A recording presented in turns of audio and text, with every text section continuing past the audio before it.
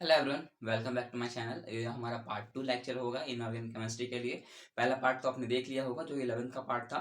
अब 12th का part यहाँ से स्टार्ट होता है और हम बहुत ही धीरे धीरे आगे बढ़ेंगे, छोटी छोटी जानकारी को लेते हुए आगे चलेंगे, है ना। तो चलिए ज़्यादा टाइम वेस्ट नहीं करते हुए चलो चैप्टर को स्टार्ट करते हैं।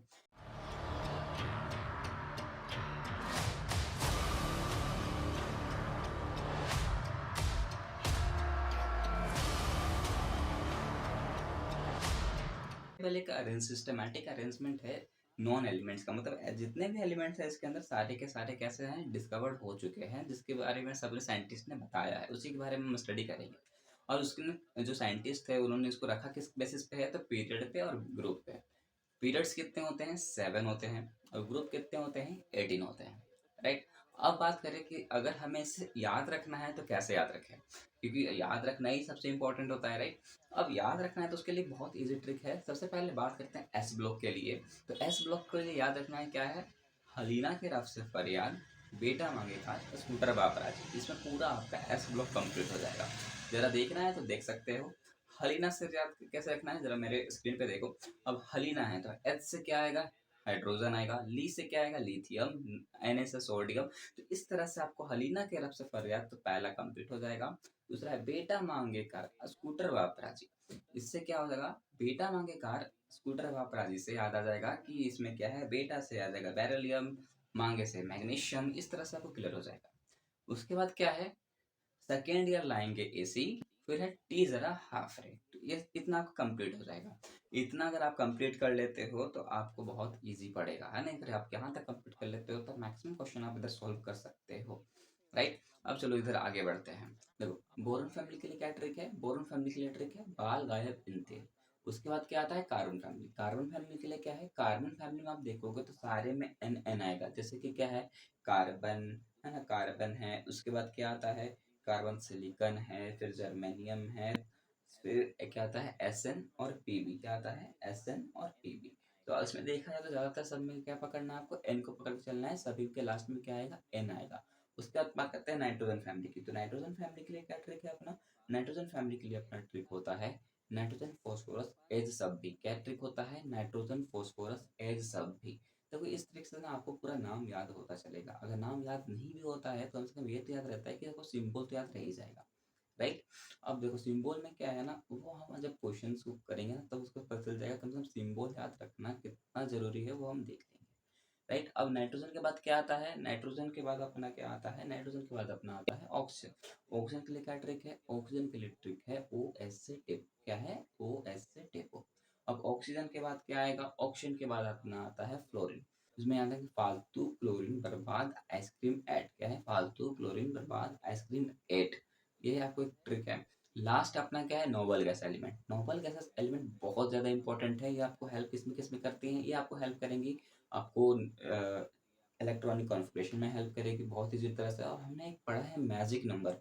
मैजिक नंबर हमें यह क्या बताता है, मैजिक नंबर वो नंबर है जो हमें क्या बता, जो भी नोबल गैसेस के जो भी एटॉमिक नंबर होते हैं वो आपको याद रखने में हेल्प करता है। बोलो सर ऐसा कैसे हो सकता है, आप कुछ भी बोले जा रहे हो। देखो मैं एग्जांपल से समझाता हूँ।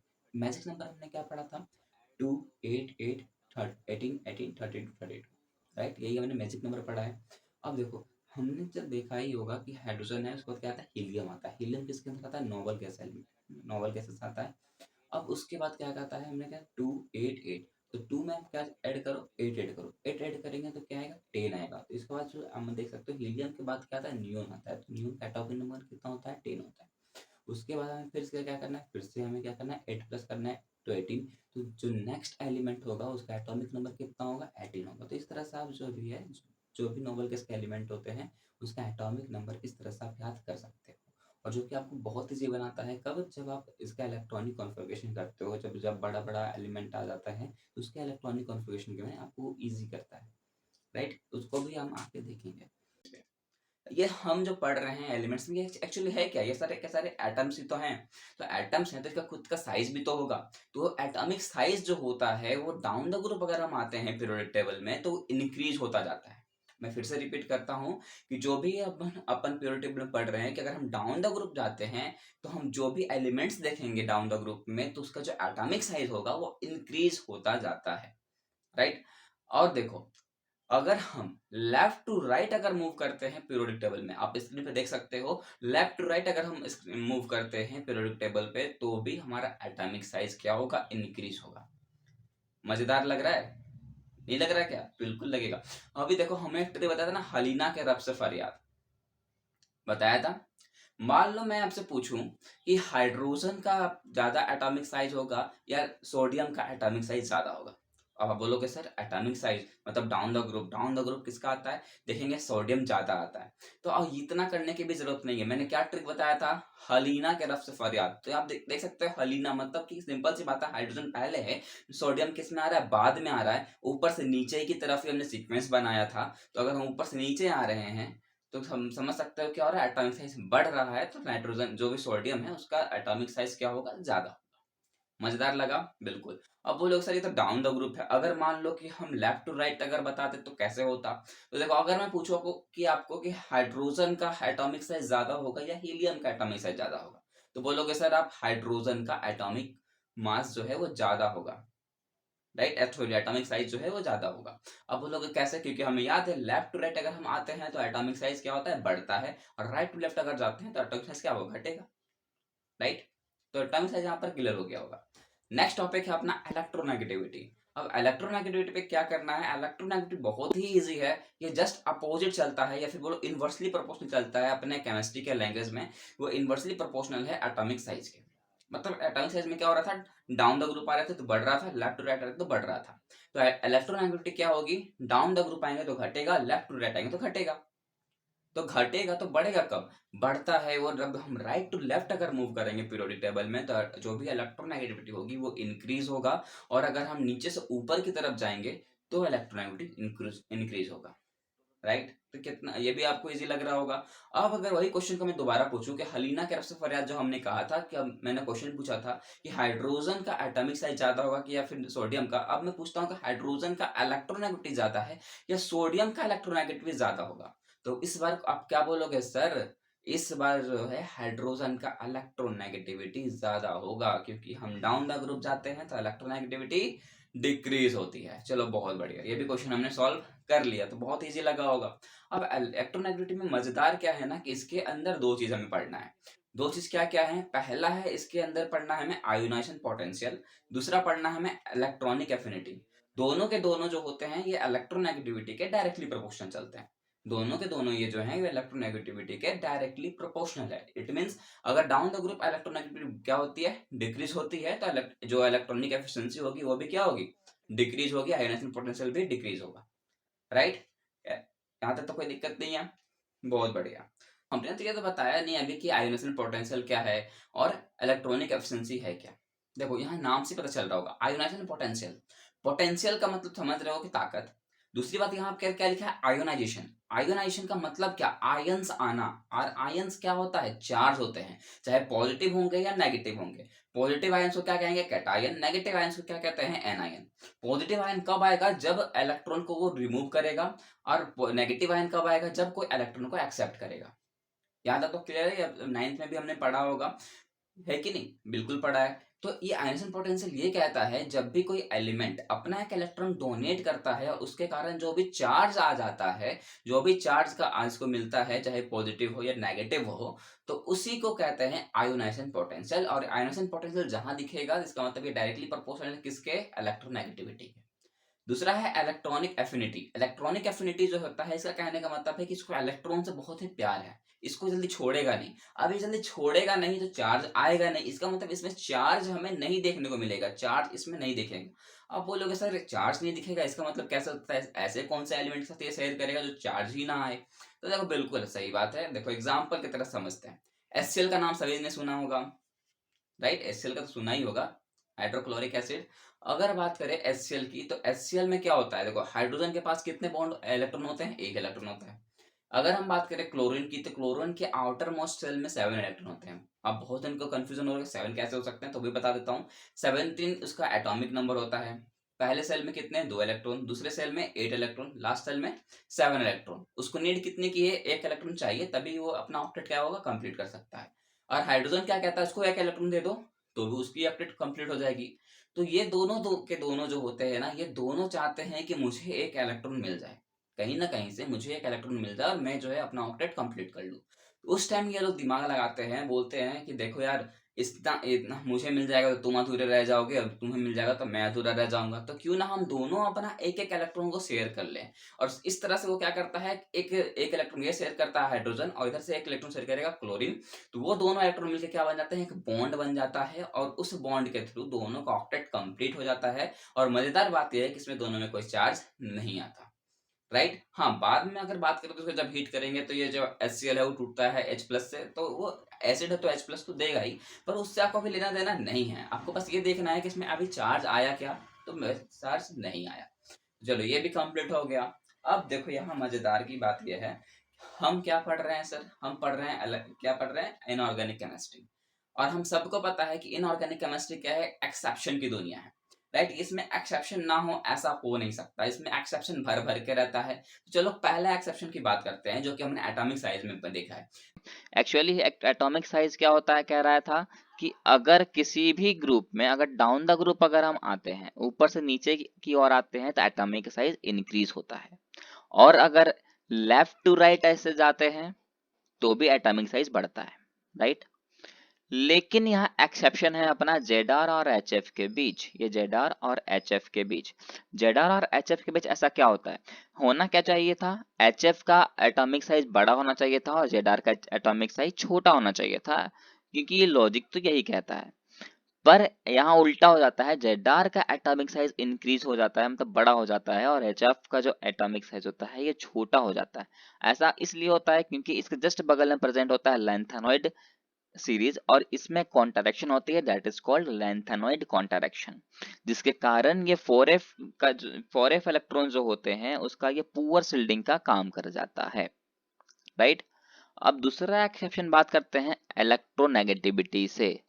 हमने कहा था कि ये डायरेक्टली प्रोपोर्शनल होता है किसके किसके, आयोनाइजेशन पोटेंशियल के और इलेक्ट्रॉन एफिनिटी के। तो अगर हम बात करें इलेक्ट्रोनेगेटिविटी में क्या हो रहा था, इलेक्ट्रोनेगेटिविटी में कहता है कि अगर हम नीचे से ऊपर की ओर जाते हैं तो इलेक्ट्रोनेगेटिविटी बढ़ता है, और अगर राइट टू लेफ्ट मूव करते हैं तो भी इलेक्ट्रोनेगेटिविटी बढ़ता है। राइट, तो होना क्या चाहिए, अगर मैं बोलूं कि हाइड्रोजन का इलेक्ट्रोनेगेटिविटी ज्यादा होगा या हीलियम का, तो हम बोलेंगे सर ये हीलियम का इलेक्ट्रोनेगेटिविटी ज्यादा होगा। और अगर हम पूछें कि एटॉमिक साइज ज्यादा किसका होगा, तो हम बोलेंगे कि हाइड्रोजन का एटॉमिक साइज ज्यादा होगा। राइट, अगर इसमें भी ट्रिक समझना है तो इतना समझ लो, जितने कम इलेक्ट्रॉन उतना एटम का साइज बड़ा, जितना ज्यादा इलेक्ट्रॉन उतना ही एटॉमिक का साइज छोटा। राइट, अब देखो एक्सेप्शन क्या कहता है। पहला एक्सेप्शन आता है आयोनाइजेशन पोटेंशियल पे।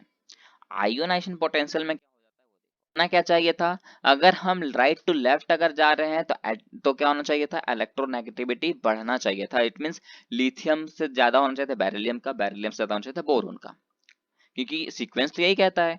लेकिन ऐसा होता नहीं है, ये जो बेरिलियम और बोरोन है ना, ये बेरिलियम और बोरोन, इस दोनों के बीच में प्रॉब्लम आ जाता है। बेरिलियम जो होता है ना उसका इलेक्ट्रोनेगेटिविटी ज्यादा हो जाता है, और इस बोरोन का इलेक्ट्रोनेगेटिविटी कम होता है, मतलब ये चला जाएगा बेरिलियम की जगह और बेरिलियम आ जाएगा बोरोन की जगह। राइट, अब आ जाए दूसरा एक्सेप्शन। दूसरा एक्सेप्शन आता है इस नाइट्रोजन और ऑक्सीजन के बीच, मतलब नो के बीच, है ना, NO। तो इसमें क्या होता है, ये ऑक्सीजन जो है ये चला जाएगा नाइट्रोजन की जगह, और नाइट्रोजन आ जाएगा ऑक्सीजन की जगह, बाकी सेम रह जाएगा। राइट, अब देखो थर्ड एक्सेप्शन कहाँ आता है, तीसरा एक्सेप्शन हमें देखने को मिलेगा इलेक्ट्रॉन एफिनिटी पे। इलेक्ट्रॉन एफिनिटी क्या है, वो भी डायरेक्टली प्रोपोर्शनल होता है इलेक्ट्रोनेगेटिविटी के। तो होना क्या चाहिए था, अगर हम नीचे से ऊपर की ओर जाते हैं तो इलेक्ट्रोनेगेटिविटी बढ़ता है, तो हमें तो इलेक्ट्रो एफिनिटी भी बढ़ना चाहिए था। अगर राइट टू लेफ्ट जाते हैं इलेक्ट्रोनेगेटिविटी बढ़ता है, तो इलेक्ट्रॉन एफिनिटी को भी बढ़ना चाहिए था, पर ऐसा नहीं होता। इसका एक्सेप्शन है ये नाइट्रोजन ग्रुप 15। कौन सा है, ग्रुप 15। होना क्या एक्चुअली चाहिए था कि नाइट्रोजन जो है इसका इलेक्ट्रॉनिक एफिनिटी जो है वो ज्यादा होना चाहिए था, और फॉस्फोरस का इलेक्ट्रॉनिक एफिनिटी थोड़ा कम होना चाहिए था। क्योंकि रूल तो ये कहता है कि नीचे से ऊपर जा रहे हैं तो इलेक्ट्रोनेगेटिविटी ज्यादा होना चाहिए, और इलेक्ट्रोनेगेटिविटी ज्यादा तो इलेक्ट्रॉन एफिनिटी को भी ज्यादा होना चाहिए था, क्योंकि वो डायरेक्टली प्रोपोर्शनल है। पर यहाँ एक्सेप्शन आता है इस नाइट्रोजन और फास्फोरस के बीच। फास्फोरस का इलेक्ट्रॉनिक एफिनिटी ज्यादा हो जाता है और नाइट्रोजन का इलेक्ट्रॉनिक एफिनिटी थोड़ा कम हो जाता है, तो ये फास्फोरस जो है ऊपर चला जाएगा और नाइट्रोजन नीचे चला जाएगा, और हम लिखेंगे कि नाइट्रोजन, फास्फोरस, फिर नाइट्रोजन, फिर एज, फिर एसबी, फिर बीआई, फिर एमई, राइट। उसके बाद कुछ छोटे छोटे टर्म्स है। पहला है टिपिकल एलिमेंट। थर्ड पीरियड के जितने भी एलिमेंट होते हैं वो सारे के सारे एलिमेंट को कहेंगे टिपिकल एलिमेंट्स। इसका ट्रिक है टी से टिपिकल और टी से थर्ड, है ना। उसके बाद हमें पढ़ना है ब्रिज एलिमेंट। ब्रिज एलिमेंट किसको कहेंगे, है ना। ब्रिज एलिमेंट्स किसको कहेंगे, ब्रिज एलिमेंट का काम क्या है, ब्रिज का मतलब क्या होता है, ब्रिज का मतलब है दो जगह को जोड़ना। ब्रिज का मतलब क्या होता है, दो जगह को जोड़ना। तो दो से याद आएगा टू, टू से याद आएगा सेकंड पीरियड। तो ब्रिज एलिमेंट कौन होंगे, सेकंड पीरियड के जितने भी एलिमेंट होंगे वो सारे के सारे किस में आ जाएंगे, ये सेकंड पीरियड के जितने भी एलिमेंट है वो सारे के सारे किस में आएंगे, ब्रिज एलिमेंट के अंदर आ जाएंगे, राइट। अब आते हैं एनामोलस पेयर पे। एनामोलस पेयर का आता है ए और के के बीच होता है, टीई और आई के बीच होता है, टीएच और पीए के बीच होता है, और सीओ और एनआई के बीच होता है। अब बोलोगे सर इसका कोई ट्रिक नहीं है, बिल्कुल ट्रिक है। जैसे कि देखो मैंने ये ट्रिक मैंने अपने नाम से बनाया है, मेरा नाम है अर्पण और मेरे को ठंडा पानी पीने से एलर्जी है, तो मैं क्या कहता हूँ कि अर्पण कुमार, मेरे दोस्त कहते हैं कि अर्पण कुमार तेरी इच्छा ठंडा पानी पीने को क्यों नहीं करती, अर्पण कुमार तेरी इच्छा ठंडा पानी पीने को क्यों नहीं करती। दैट इज कॉल्ड ट्रिक, है ना। ये एक ट्रिक है ना, जो कि आप अपने हिसाब से रख सकते हो, पर मेरे हिसाब से तो ये सही लगा। दूसरा ट्रिक है मेटलॉइड्स के लिए। मेटलॉइड्स बहुत कम को याद रहता है और शिव जी की आरती भी बहुत कम लोगों को ही याद रहती है, तो इसी के बेसिस पे ट्रिक है कि शिव जी की आरती सब एस से टेपो, शिव जी की आरती सब एस से टेपो, राइट।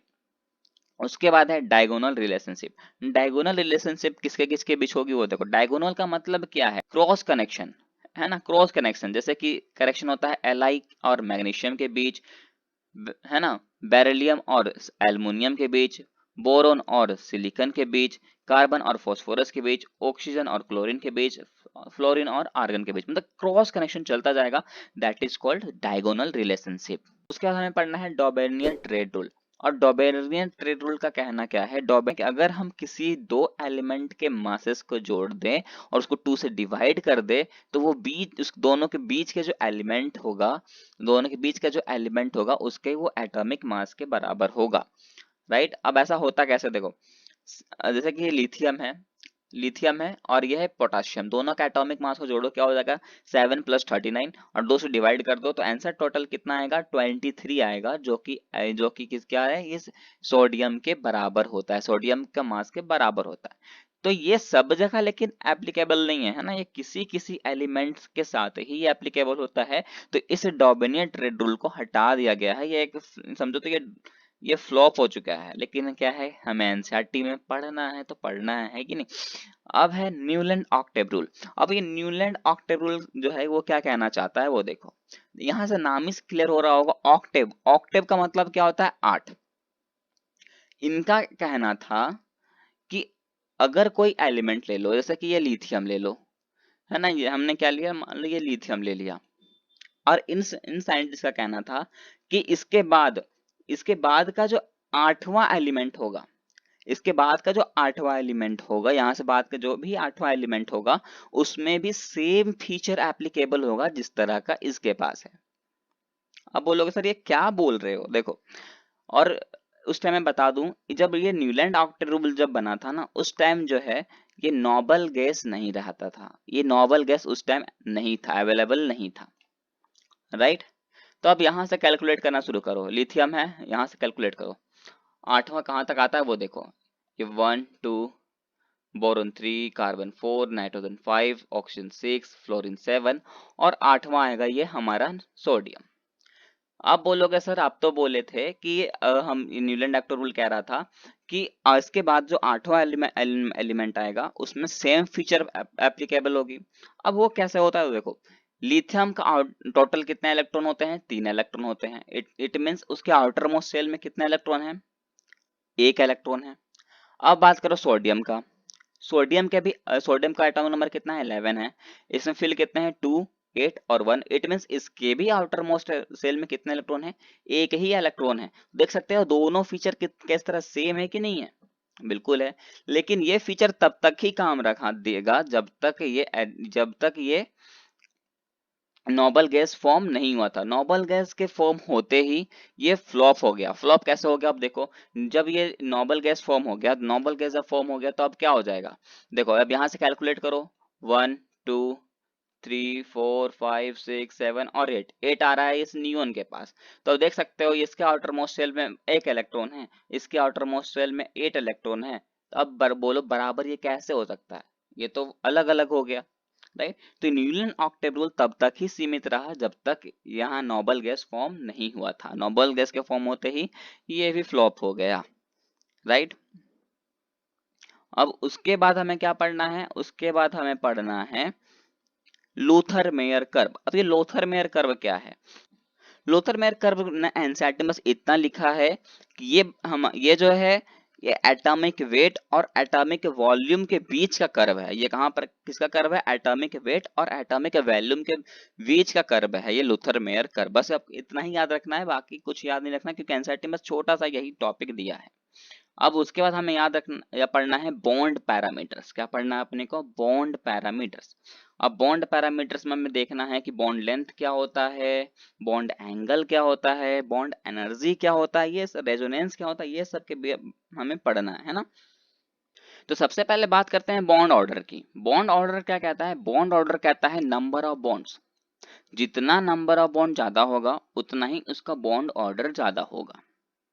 नंबर ऑफ बॉन्ड जैसे कि 1 सिंगल बॉन्ड, डबल बॉन्ड और ट्रिपल बॉन्ड। अगर एक बॉन्ड है तो उसका बॉन्ड ऑर्डर थोड़ा कम होगा, डबल बॉन्ड है तो उसका बॉन्ड ऑर्डर थोड़ा ज्यादा होगा, ट्रिपल बॉन्ड है मतलब उसका बॉन्ड ऑर्डर सबसे ज्यादा है, राइट। उसके बाद है बॉन्ड एनर्जी। बॉन्ड एनर्जी का मतलब है वो एनर्जी जो एक बॉन्ड को ब्रेक डाउन करने में लगे। बॉन्ड को तोड़ने वाला एनर्जी को ही कहते हैं बॉन्ड एनर्जी, राइट। अब देखो यहां से बहुत कुछ मैं लिंक करने वाला हूं जो कि आपको इजी पड़ेगा। अगर मैं लिंक नहीं करूंगा ना तो आप कंफ्यूज होते रहोगे कि बॉन्ड एंगल क्या है, कब वो बढ़ेगा, कब वो घटेगा, कब इलेक्ट्रोनेगेटिविटी घटेगी, कब इलेक्ट्रोनेगेटिविटी बढ़ेगी। तो इस समय आप कंफ्यूज होकर रह जाओगे। सबसे पहले मैंने बताया था ना कि इलेक्ट्रोनेगेटिविटी, अगर आपको याद हो तो मैंने सबसे पहले बताया था इलेक्ट्रोनेगेटिविटी, जिसमें कि क्या कहा था, अगर अपन राइट टू लेफ्ट की ओर जाते हैं, राइट टू लेफ्ट की ओर जाते हैं तो क्या होता है, एटम इलेक्ट्रोनेगेटिविटी बढ़ती है, और अगर हम डाउन द ग्रुप आते हैं तो इलेक्ट्रोनेगेटिविटी घटती है। यही हमने कहा था इलेक्ट्रोनेगेटिविटी पे, राइट। यहां तक तो क्लियर है आपको। तो अब मैं बोलता हूं कि जो इलेक्ट्रोनेगेटिविटी होती है ना वो बॉन्ड ऑर्डर के डायरेक्टली प्रोपोर्शनल होता है। मैं क्या कह रहा हूं कि जो इलेक्ट्रोनेगेटिविटी होती है वो बॉन्ड ऑर्डर के डायरेक्टली प्रोपोर्शन होगी। अगर हम बोले कि राइट टू लेफ्ट अगर हम मूव करते हैं पीरियोडिक टेबल में तो क्या होता है, इलेक्ट्रोनेगेटिविटी बढ़ता है।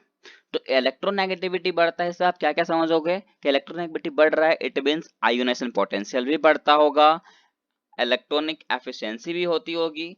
कुछ एक्सेप्शंस हैं पर बढ़ तो रहा है ना, राइट। दूसरी बात, अगर इलेक्ट्रोनेगेटिविटी बढ़ती है तो बॉन्ड ऑर्डर भी बढ़ेगा। इलेक्ट्रोनेगेटिविटी बढ़ेगा तो उसका बॉन्ड ऑर्डर भी बढ़ेगा। बॉन्ड ऑर्डर बढ़ेगा it means number of bond बढ़ेंगे, और नंबर ऑफ बॉन्ड बढ़ेगा तो हमें बॉन्ड को तोड़ने के लिए एनर्जी भी ज्यादा देना पड़ेगा, इट मींस बॉन्ड की एनर्जी भी बढ़ेगी।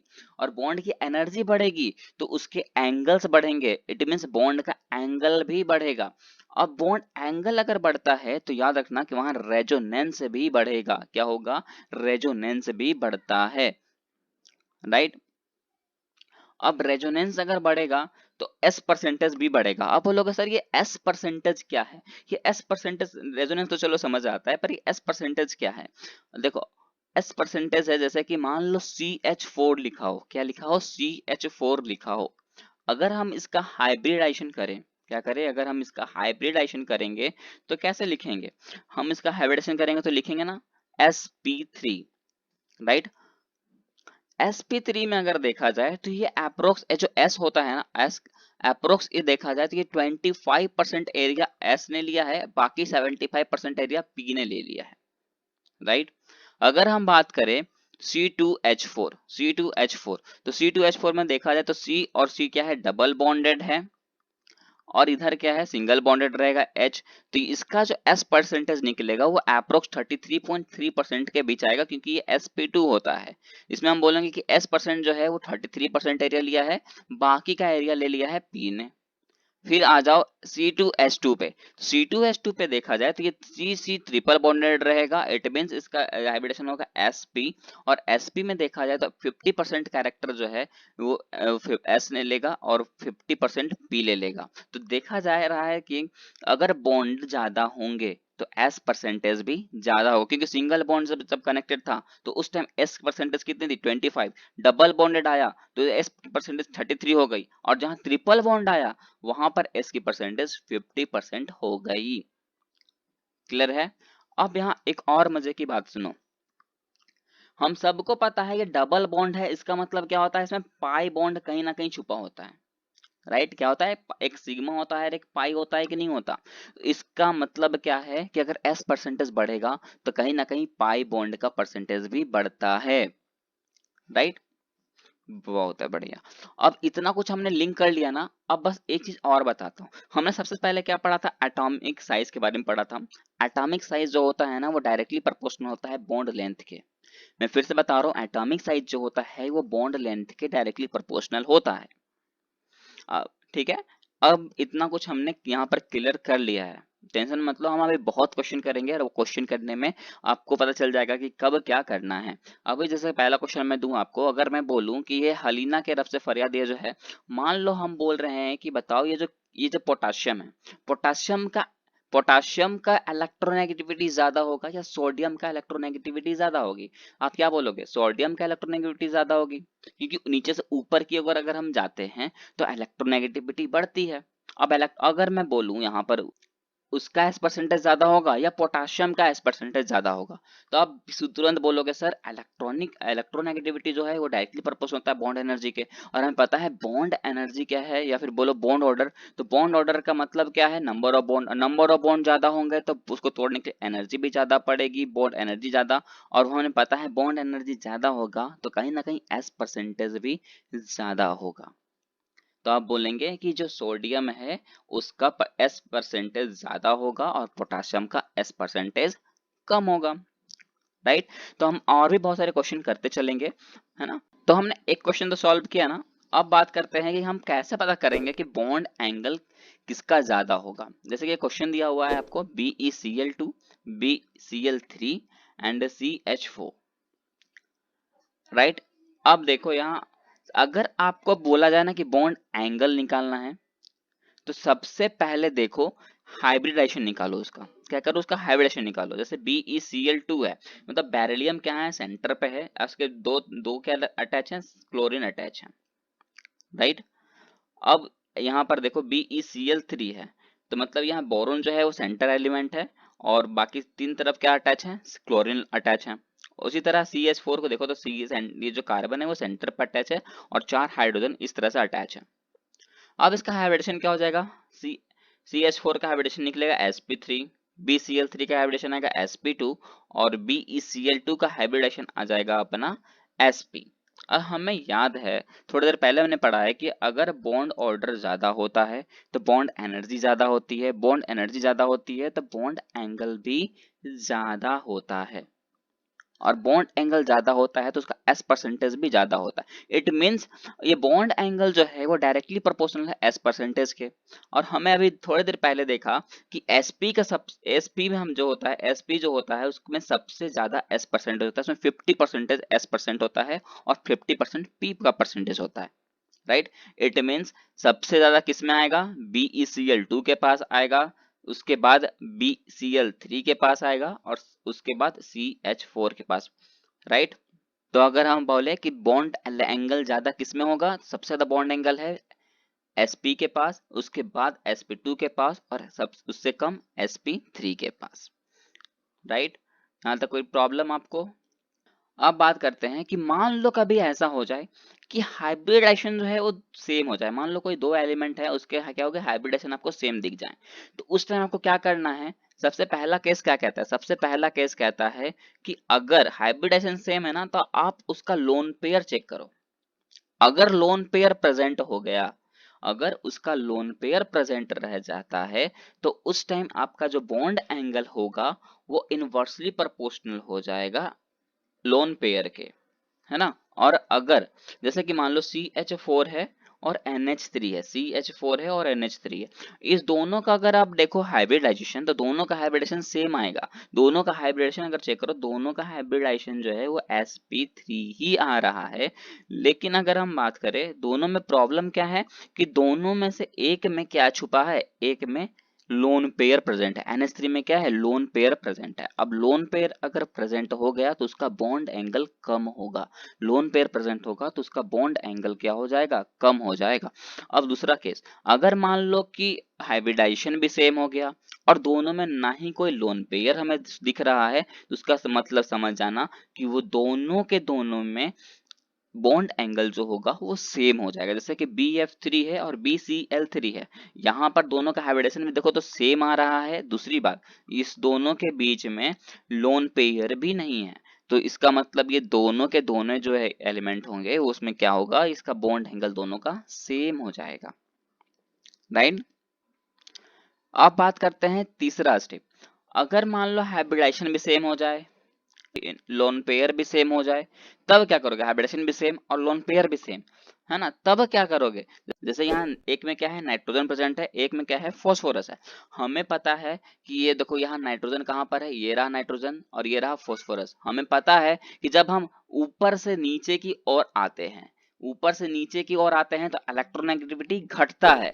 इट मीन्स अगर हम नीचे से ऊपर की ओर जाएंगे तो इलेक्ट्रोनेगेटिविटी बढ़ेगा। इसका मतलब नाइट्रोजन का इलेक्ट्रोनेगेटिविटी क्या होगा, ज्यादा होगा। अब अगर नाइट्रोजन का इलेक्ट्रोनेगेटिविटी ज्यादा होगा तो उसका बॉन्ड एंगल भी ज्यादा होगा। इसीलिए हमने कहा था, याद करो, कि इलेक्ट्रोनेगेटिविटी जो होता है वो बॉन्ड ऑर्डर के डायरेक्टली प्रोपोर्शनल। और उसी के हिसाब से मैंने सारा कुछ लिंक किया था कि अगर इलेक्ट्रोनेगेटिविटी ज्यादा तो हमने कहा था बॉन्ड ऑर्डर ज्यादा, बॉन्ड एनर्जी ज्यादा, बॉन्ड एंगल भी ज्यादा, एस परसेंटेज भी ज्यादा, रेजोनेंस भी ज्यादा, पाई बॉन्ड भी ज्यादा।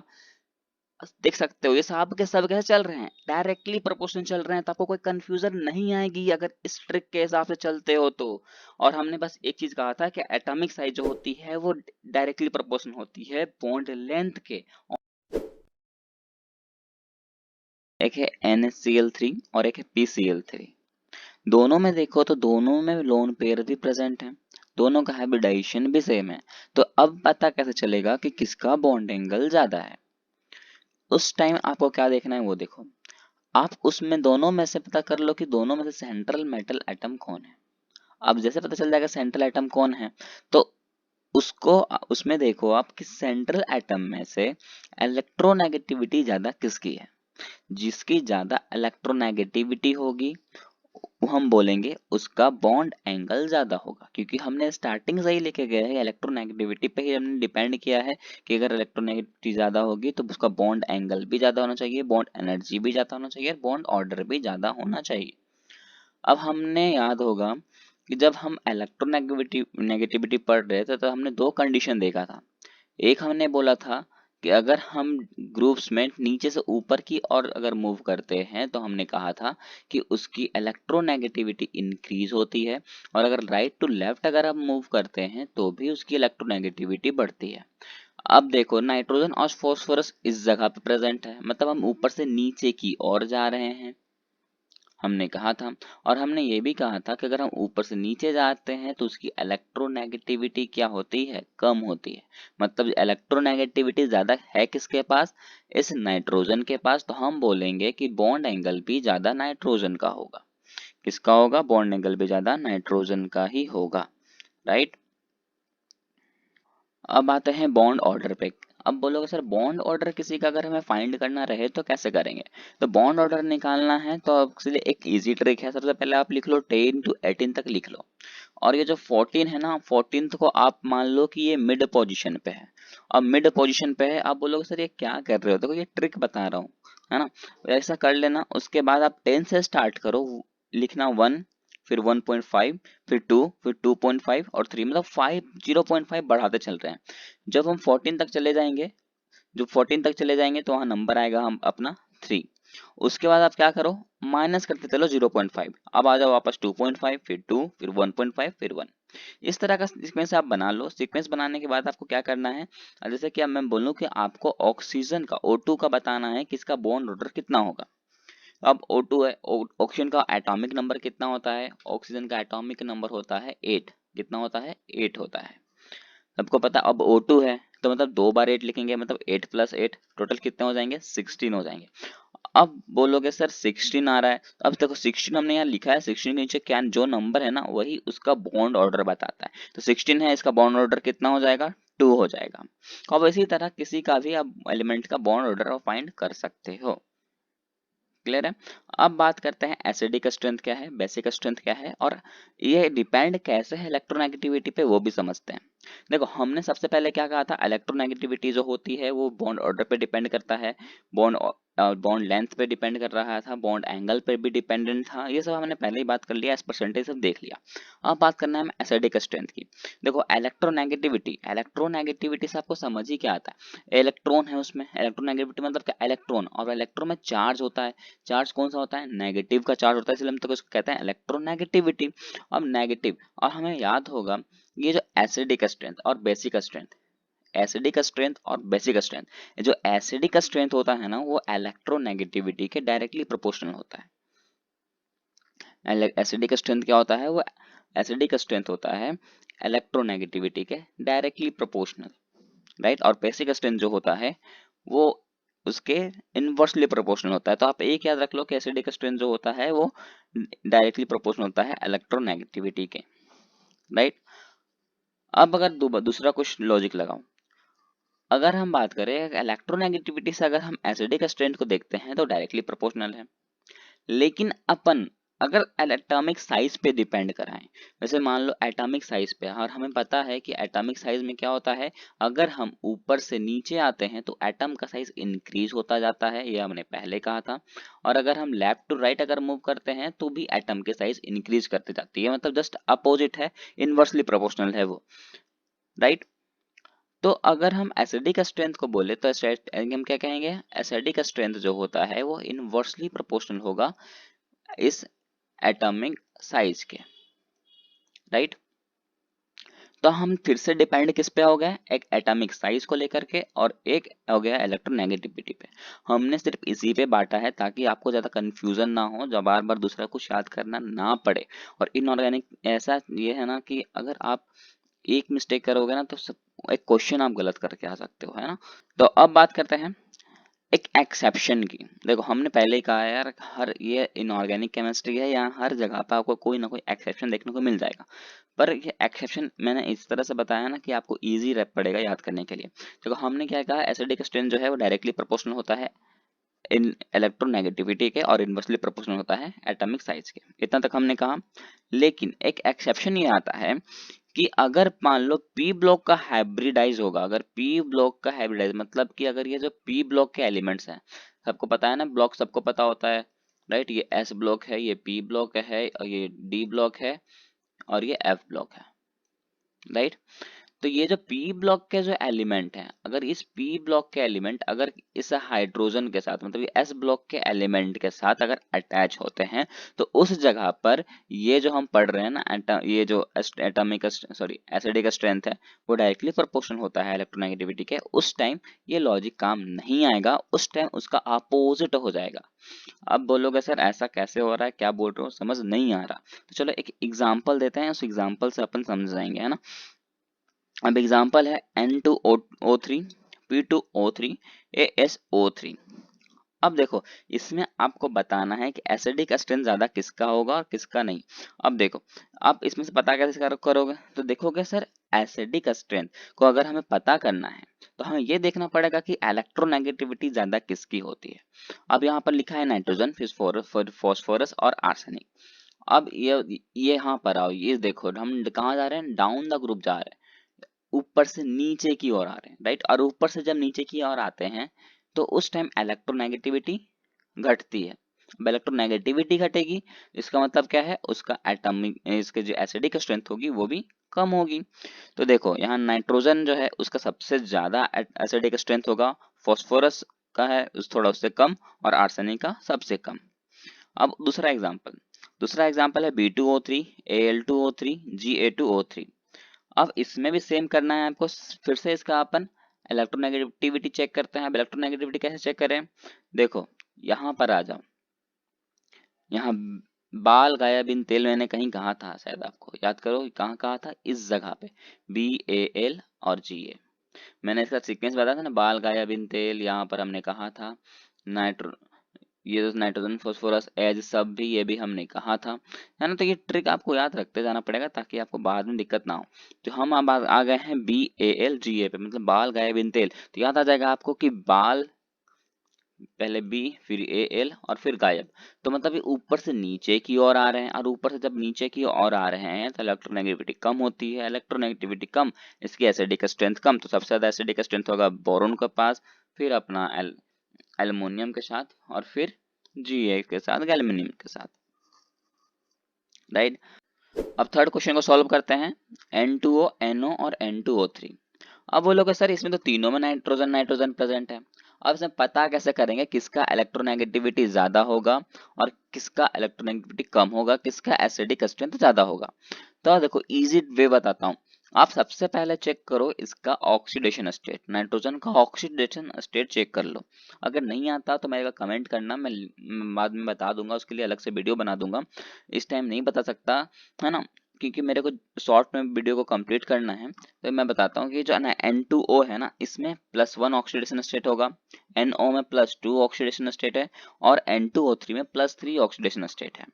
अब यहाँ पर एक और बात बताने वाला हूं मैं कि ये जो ऑक्सीडेशन स्टेट होता है वो भी डायरेक्टली प्रोपोर्शनल होता है इलेक्ट्रोनेगेटिविटी के। देखो फिर से हमने इलेक्ट्रोनेगेटिविटी पे ही कोरिलेट कर दिया कि इलेक्ट्रोनेगेटिविटी अगर ज्यादा तो उसका मतलब है ऑक्सीडेशन स्टेट ज्यादा, और ऑक्सीडेशन स्टेट ज्यादा इट मीन्स इलेक्ट्रोनेगेटिविटी ज्यादा, बॉन्ड ऑर्डर ज्यादा, बॉन्ड एंगल ज्यादा, ये सब हमने पहले किया हुआ है।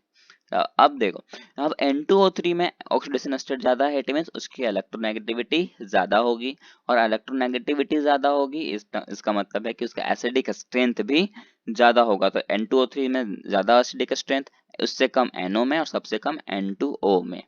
अब बोलोगे सर ये तो ठीक है, ये तो इजी ट्रिक था, ये तो हम कर लिए। अब बोल रहे थे एक्सेप्शन, अब एक्सेप्शन कहाँ लगेगा वो बताइए।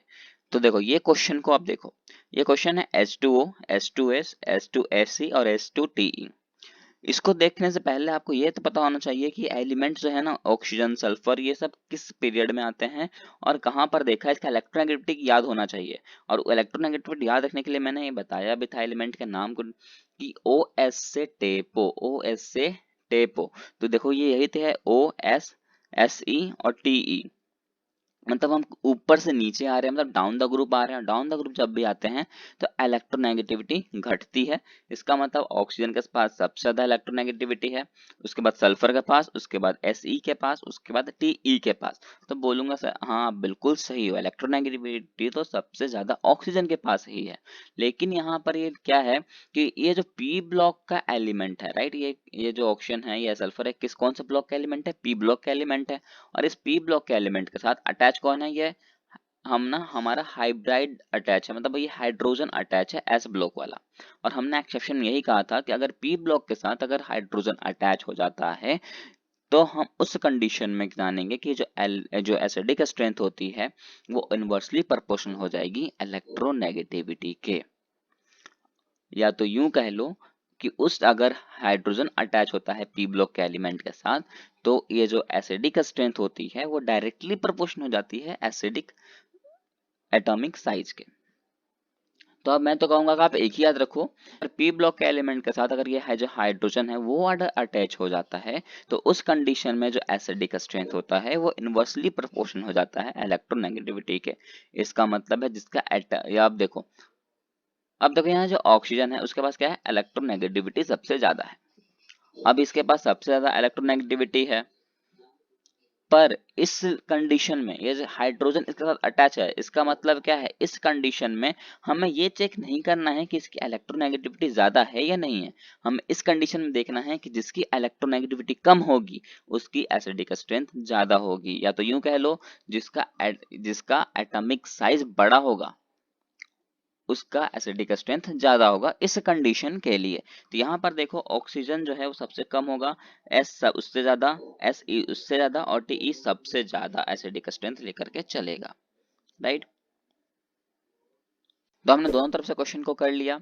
एक क्वेश्चन किया हमने acidic strength is directly proportional to electronegativity पे, दूसरा हमने एक्सेप्शन पे भी क्वेश्चन कर लिया कि कब वो जो प्रोसेस है वो उल्टा हो जाता है, मतलब कि कब एसिडिक स्ट्रेंथ इनवर्सली प्रोपोर्शनल हो जाता है इलेक्ट्रोनेगेटिविटी के।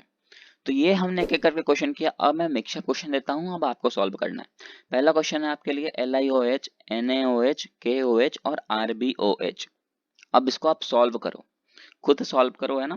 अब देखो जब आप सॉल्व करोगे तो उस टाइम को क्या नोटिस करना है, सबसे पहले तो एलिमेंट को देखो, वो एलिमेंट को चेक करो जो अलग दिख रहे हो, जैसे कि OH सब में है तो इसको छोड़ दो, उसके अलावा कुछ जो एलिमेंट है उसको चेक करो, जैसे लिथियम है, सोडियम है, पोटाशियम है, रुबिडियम है। अब ये आप देखो तो ये ऊपर से नीचे जा रहा है, क्योंकि हमने कहा था हलीना के रब से फरियाद, हमने यहाँ पर क्या कहा था, आपको एलिमेंट के नाम याद रखा हुआ था, तो हमने कहा था हलीना के रब से फरियाद, बेटा मांगे कार स्कूटर बापरा जी। तो ये जो है हलीना की तरफ से फरियाद से मतलब क्या है, हम डाउन द ग्रुप आ रहे हैं। अब डाउन द ग्रुप जब आते हैं तो इलेक्ट्रोनेगेटिविटी घटती है। अब इलेक्ट्रोनेगेटिविटी ज्यादा होगी हाइड्रोजन की। अब इलेक्ट्रोनेगेटिविटी अगर हाइड्रोजन की ज्यादा है तो इसका मतलब आप समझ जाओ कि हाइड्रोजन के पास इलेक्ट्रोनेगेटिविटी ज्यादा है, इसका मतलब इसका एसिडिक स्ट्रेंथ भी ज्यादा होगा, एसिडिक स्ट्रेंथ भी ज्यादा होगा। अब बोलोगे सर यहाँ तो H प्रेजेंट है, हाइड्रोजन भी है, तो ये हाइड्रोजन तो अटैच है, पर ये एक्सेप्शन वाला तो हमारा नहीं है, क्योंकि एक्सेप्शन हमने कब कहा था, जब P ब्लॉक के एलिमेंट हो और उस P ब्लॉक के एलिमेंट के साथ, P ब्लॉक के एलिमेंट के इस P ब्लॉक के एलिमेंट के साथ अगर हाइड्रोजन अटैच होता है तब हम वो एक्सेप्शन लगाएंगे कि उस टाइम वो इनवर्सली प्रोपोर्शनल है। पर यहाँ तो P ब्लॉक के एलिमेंट है ही नहीं, S ब्लॉक के ही एलिमेंट है और उसके साथ हाइड्रोजन अटैच है, तो उस जगह पे हमारा एक्सेप्शन वर्क नहीं करेगा। और उस टाइम हम जो रियल लगाते हैं, जो रियल समझाने हैं अभी तक कि acidic strength is directly proportional to electronegativity, उसी को हम करेंगे, है ना। जैसे हलीना की तरफ से फरियाद था, हाइड्रोजन में सबसे ज्यादा इलेक्ट्रोनेगेटिविटी है, अब हाइड्रोजन में सबसे ज्यादा इलेक्ट्रोनेगेटिविटी, इट मींस इसकी इलेक्ट्रोनेगेटिविटी ज्यादा देन एसिडिक स्ट्रेंथ ज्यादा, राइट। अब मान लो कि ये क्वेश्चन को भी जस्ट अब मैं उल्टा कर दूं, मतलब ये सेम क्वेश्चन रहेगा, अब बताना है आपको कि इसमें बेसिक स्ट्रेंथ ज्यादा किसकी है, LiOH, NaOH, KOH और RbOH में ज्यादा बेसिक स्ट्रेंथ किसकी होगी। तो बेसिक स्ट्रेंथ आप कैसे निकालोगे, बोलोगे सर आपने तो सिखाया ही नहीं, आपने सिर्फ एसिडिक स्ट्रेंथ का सिखाया है। पर याद करो मैंने क्या कहा था, अगर आप एसिडिक स्ट्रेंथ का याद रखते हो तो बेसिक स्ट्रेंथ याद हो जाएगा, क्योंकि इसका जस्ट अपोजिट है। हमने क्या कहा था, acidic strength is directly proportional to electronegativity. तो अब बेसिक स्ट्रेंथ के लिए क्या हो जाएगा, inversely proportional to electronegativity, it means basic strength is directly proportional to atomic size, right, क्योंकि electronegativity is inversely proportional to atomic size. अगर वो इसके इनवर्सली प्रोपोर्शनल है तो ये डायरेक्टली प्रोपोर्शनल तो होगा ही बेसिक स्ट्रेंथ के, राइट। कोरिलेट करना सीख लो, है ना, कोरिलेट करना सीखो तभी आप इसको सॉल्व कर सकते हो। तो यहाँ पर आप क्या देखोगे, इस जगह पे आपको देखना है कि सबसे ज्यादा एटॉमिक साइज किसकी है, या तो मैं बोलूंगा आप इलेक्ट्रोनेगेटिविटी को ही लेकर के चलो, बस इसमें इस ये देखो कि इलेक्ट्रोनेगेटिविटी कम किसकी है, जिसकी कम होगी उसकी बेसिक स्ट्रेंथ ज्यादा होगी। तो यहाँ क्या था, हलीना के रब मतलब आरबी, तब से देखो लास्ट में क्या आ रहा है, आरबी है, तो आरबी का सबसे कम इलेक्ट्रोनेगेटिविटी है, आरबी में इलेक्ट्रोनेगेटिविटी क्या है, कम है, इसका मतलब उसका एसिडिक स्ट्रेंथ कम है। अब एसिडिक स्ट्रेंथ अगर कम है तो बेसिक स्ट्रेंथ ऑलरेडी ज्यादा होगा। अब बेसिक स्ट्रेंथ का ज्यादा, के का उससे ज्यादा, Na का उससे ज्यादा और लिथियम का उससे ज्यादा, राइट।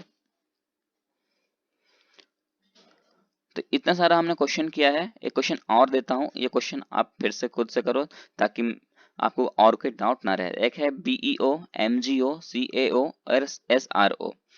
अब इसको चेक करो, फिर से उसी तरह करना है आपको, एलिमेंट को चेक करना है, वो एलिमेंट को देखो जो अलग दिख रहे हो, जैसे ऑक्सीजन सभी के पास है, आपको ये चेक नहीं करना है, आपको क्या चेक करना है, जो एलिमेंट डिफरेंट है, जैसे कि यहाँ है ना, Be है, Mg है, कैल्शियम है, ये इसको चेक करो। हमने कहा था इसका ट्रिक, बेटा मांगे कार स्कूटर बाप राजी।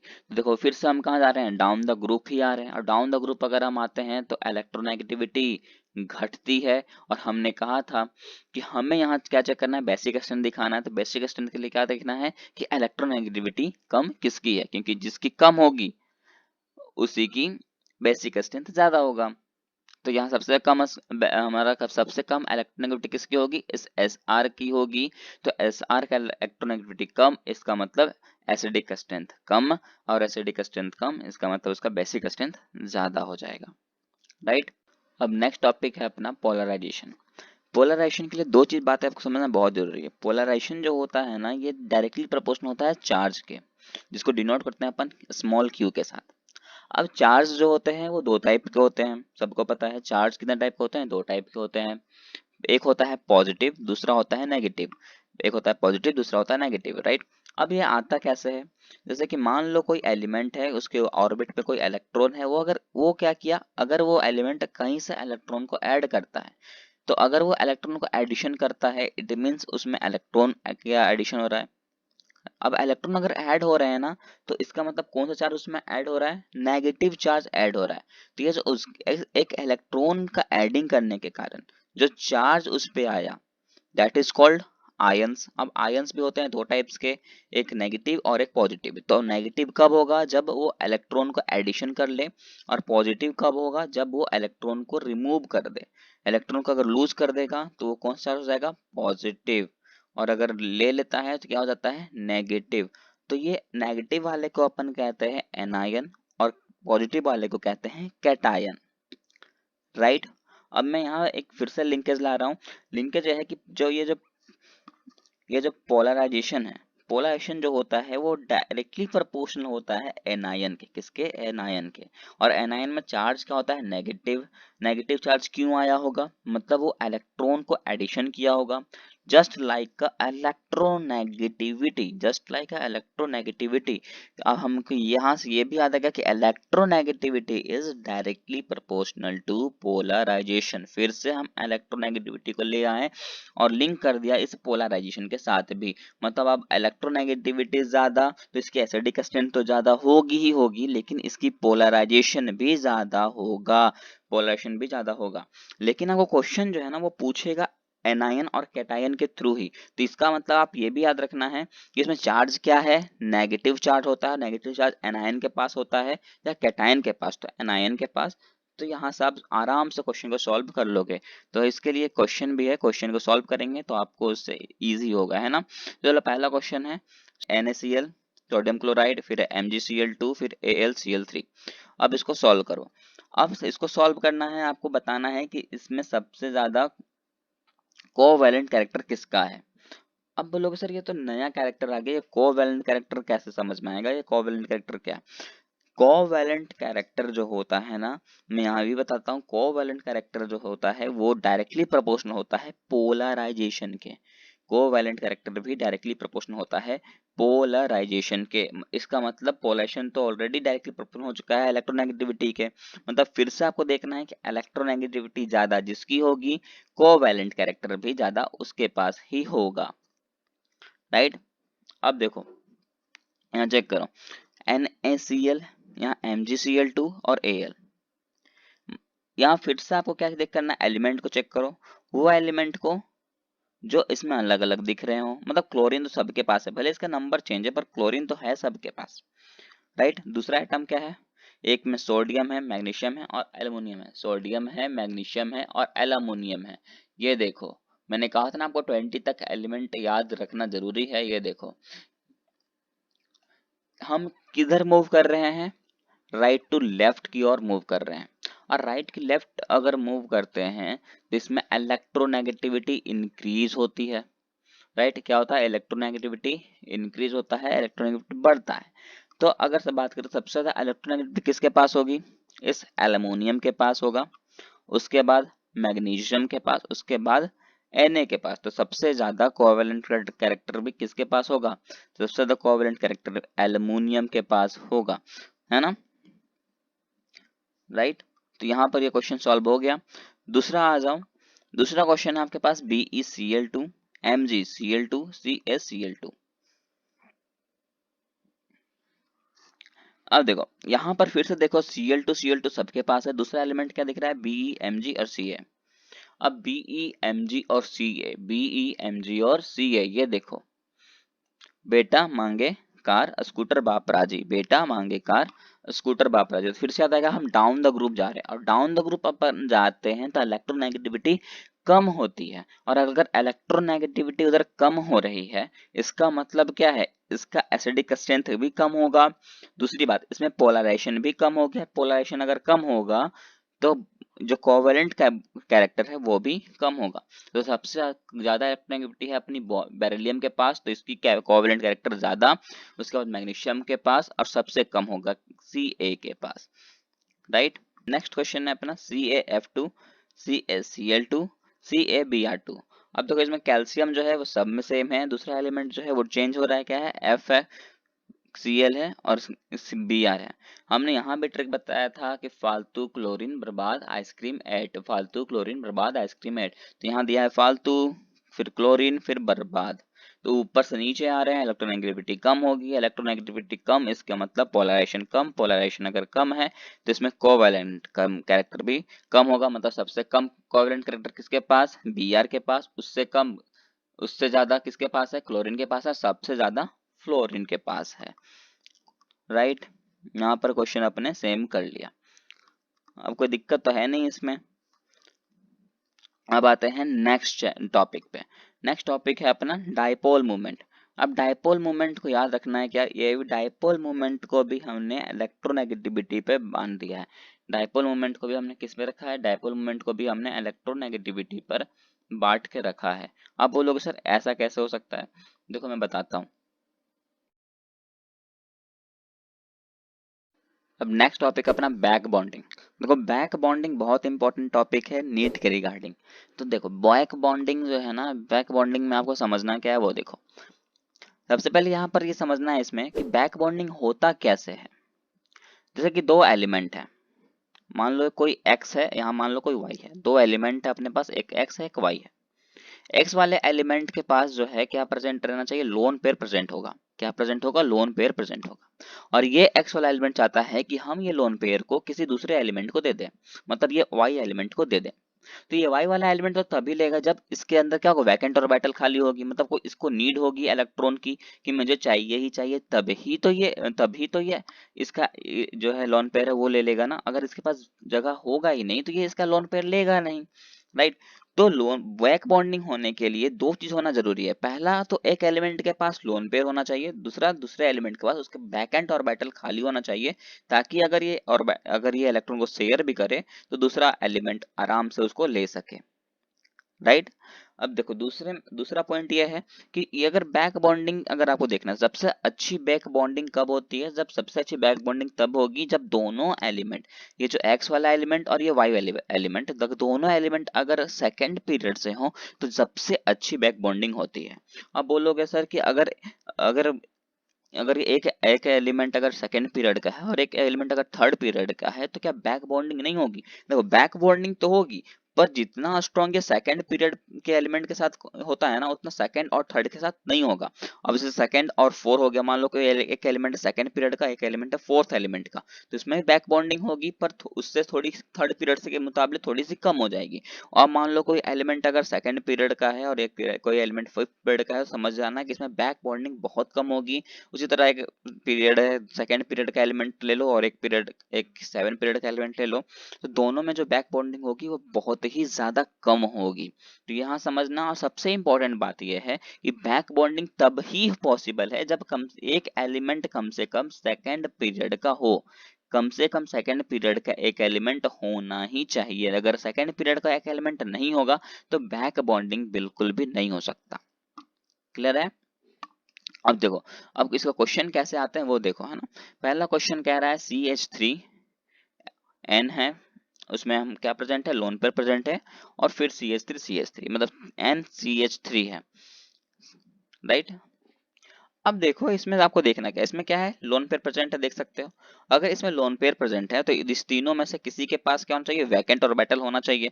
अब वैकेंट ऑर्बिटल है वो पता कैसे करेंगे, देखो सिंपल सी बात है, ये जो कार्बन है, कार्बन कितना इलेक्ट्रॉन को रह सकता है, 4 इलेक्ट्रॉन को रख सकता है। अब ऐसा क्यों सर, क्योंकि आप सबको पता है इसका अगर टोटल एलिमेंट कार्बन जो है इसका एटॉमिक नंबर कितना होता है, 6 होते हैं।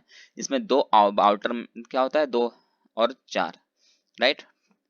अगर ये कार्बन को देखो तो ये कार्बन कितने बॉन्डिंग बना सकता है, 4 बॉन्डिंग बना सकता है। कैसे, देखो कार्बन को अगर देखो ना तो कार्बन क्या है, कार्बन का एटॉमिक नंबर होता है 6, राइट, मतलब इसमें 6 इलेक्ट्रॉन रहते हैं। फर्स्ट सेल में 2, लास्ट सेल में 4। मतलब ये क्या चाहता है कि अगर ये 4 इलेक्ट्रॉन को ले ले तो ये ज्यादा स्टेबल होगा। तो सिंपल सी बात है, ये बॉन्ड कितने बनाएगा, 4 बॉन्ड बनाएगा। और बॉन्डिंग का मतलब होता है शेयरिंग ऑफ इलेक्ट्रॉन। बॉन्ड का मतलब क्या होता है, शेयरिंग ऑफ इलेक्ट्रॉन। मतलब वो बॉन्ड बना रहा है, इसका मतलब ये नहीं कि वो इलेक्ट्रॉन को ले रहा है सिर्फ, इसका मतलब ये है कि इलेक्ट्रॉन को वो दे भी रहा है, वो शेयरिंग कर रहा है ना, वो लेना देना दोनों एक साथ कर रहा है, मतलब ले भी रहा है और दे भी रहा है, राइट। अब देखो, तो अगर उसको 4 इलेक्ट्रॉन मिल जाएंगे तो वो कंप्लीट हो जाएगा। तो एक 3 इलेक्ट्रॉन तो ले लिया है वो हाइड्रोजन से, और चौथा इलेक्ट्रॉन ले लिया ये नाइट्रोजन के साथ, राइट। अब देखो इसमें दूसरा में फिर से उसी तरह CH3 है, 3 इलेक्ट्रॉन ले लिया है इसके साथ, 1 इलेक्ट्रॉन लिया है नाइट्रोजन के साथ। उसी तरह दूसरा CH3 है, तीसरा CH3 देखो, तो ये भी नाइट्रोजन के साथ बॉन्डिंग बना लिया है। तो ये कंप्लीटली फुल है, ये जो है नाइट्रोजन के साथ अटैच जो हुए थे तीनों CH3, ये तो कम पूरा अच्छे तरह से कंप्लीट है, ना इसको इलेक्ट्रॉन चाहिए और ना ही इसको इलेक्ट्रॉन इससे रिमूव करना चाहता है, राइट। तो लेकिन यहाँ पर देखो ये जो एन के पास, इस नाइट्रोजन के पास ये जो लोन पेयर प्रेजेंट है, इसका तो कहीं यूज ही नहीं हुआ, राइट। इसका तो कहीं यूज ही नहीं हुआ, क्योंकि नाइट्रोजन जो होता है एलिमेंट है, नाइट्रोजन कितना होता है, नाइट्रोजन देखो इसका एटॉमिक नंबर कितना होता है, 7 होता है। मतलब सब फर्स्ट सेल में 2 इलेक्ट्रॉन, लास्ट सेल में 5 इलेक्ट्रॉन। तो इसको 3 इलेक्ट्रॉन का शेयरिंग करना था और तीनों कर लिया है, एक इस CH3 के साथ, एक इस CH3 के साथ और एक इस C वाले CH3 के साथ। तो अब इसके पास लोन पेयर को शेयर करने के लिए कोई अलग एलिमेंट नहीं बचा। तो अगर कोई अलग एलिमेंट नहीं है, इट मीन्स वैकेंट ऑर्बिटल नहीं है। लेकिन ये नाइट्रोजन कौन से पीरियड का है, सेकंड पीरियड का, सेकंड पीरियड का तो है, पर इसमें वैकेंट ऑर्बिटल नहीं थी, जिसके कारण हम बोलेंगे इसमें बैक बॉन्डिंग पॉसिबल नहीं है। दूसरा एग्जांपल देखोगे, यहाँ पर है SiCH3, फिर SiCH3 बीच में नाइट्रोजन प्रेजेंट है। इस जगह पे आप खुद से चेक करो, है ना। आप देखना यहाँ पर इस जगह पे ये नाइट्रोजन जो है वो शेयरिंग कर रहा है, और इसमें ये जो लोन पेयर प्रेजेंट है ना वो भी शेयरिंग करेंगे, वो भी एक एक शेयर कर लेगा। आपको चेक करना है, आप चेक कर सकते हो, इस ये जो है इसमें बैक बॉन्डिंग पॉसिबल हो जाएगा, राइट। अब हमें एक यहाँ पर क्वेश्चन आता है, एक क्वेश्चन यहाँ पर पूछा जाता है जो कि नीट में पूछा गया था, वो क्वेश्चन मैं आपके सामने रखता हूँ। एक क्वेश्चन है BF3 और एक है BF4-। ये क्वेश्चन नीट में आया था 2019 में।